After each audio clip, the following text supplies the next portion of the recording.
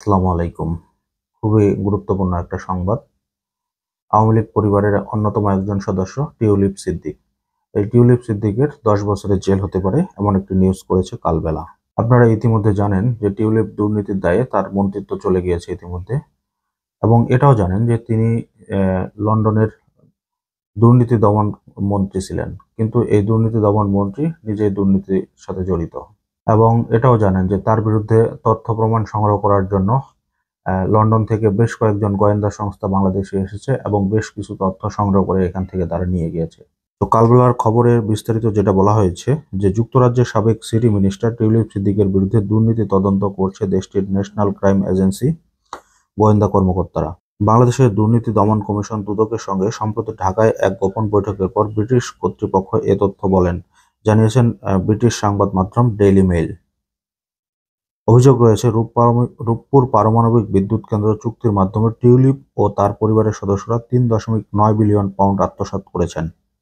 এই প্রকল্পের ৯০% ঋণ এসেছে ক্রেমলিন থেকে, আর দায়িত্বে আছে রাশিয়ান কোম্পানি রোসাটম।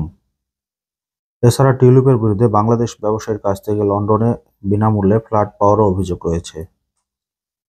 এটা তো নতুন কোনো কিছু না। তার মা নিজেই সালমান এফ রহমানের কাছ থেকে ফ্ল্যাট নিয়েছে লন্ডনে। এই ব্যাপারটা সবারই জানা। তো টিউলিপ যে নিয়েছে এটা অস্বাভাবিক কিছু না। খবরে আরো বলা হয়েছে, টিউলিপের বিরুদ্ধে ওঠা দুর্নীতি প্রমাণ হলে তার ১০ বছরের জেল হতে পারে।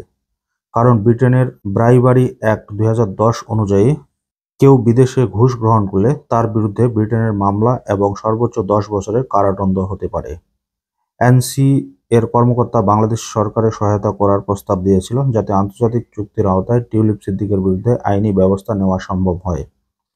সূত্রটি আরও বলেন, এনসিএ শুধু বাংলাদেশের জন্য নয়, বরং যুক্তরাজ্য টিউলিপের সিদ্দিকের বিরুদ্ধে মামলা জন্য তথ্য সংগ্রহ করতে পারে।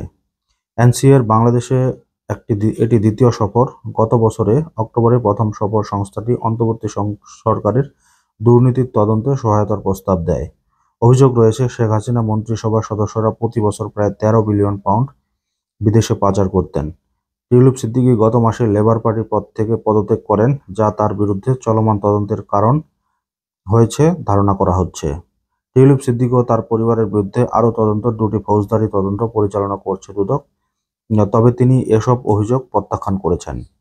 লেবার পার্টির পক্ষ থেকে বলা হয়েছে, এই অভিযোগের পক্ষে কোনো প্রমাণ উপস্থাপন করা হয়নি। টিউলিপ সিদ্দিকের সঙ্গে এ বিষয়ে কেউ যোগাযোগ করেনি। তিনি এসব অভিযোগ সম্পূর্ণ অস্বীকার করেন। লেবার পার্টির আরেকটু সূত্র জানিয়েছে, এনসিএ বা বাংলাদেশি কর্তৃপক্ষের কেউ এখন পর্যন্ত তার সঙ্গে যোগাযোগ করেনি। এনসিএ বা ব্রিটিশ স্বরাষ্ট্র মন্ত্রণালয় এ বিষয়ে কোনো মন্তব্য করতে রাজি হয়নি। এই হচ্ছে টিউলিপের বিরুদ্ধে খবরের বিস্তারিত। তবে টিউলিপ সিদ্দিকী কিন্তু সব দিক দিয়েই ফেঁসে গিয়েছেন। ইউনূস সরকার কিন্তু আপনারা জানেন যে বহির্বিশ্বে ইউনূস সরকারের গ্রহণযোগ্যতা কেমন, এবং ইউনূস সরকার অনেকেই মনে করতেছে যে ইউনূস সরকার কোনো কিছু নিয়ন্ত্রণ করতে পারছে না, অনেক কিছুই অভিযোগ তুলতেছে। কিন্তু ইউনূস সরকার কিন্তু ঠিকই সবকিছু ম্যানেজ করে ফেলতেছেন।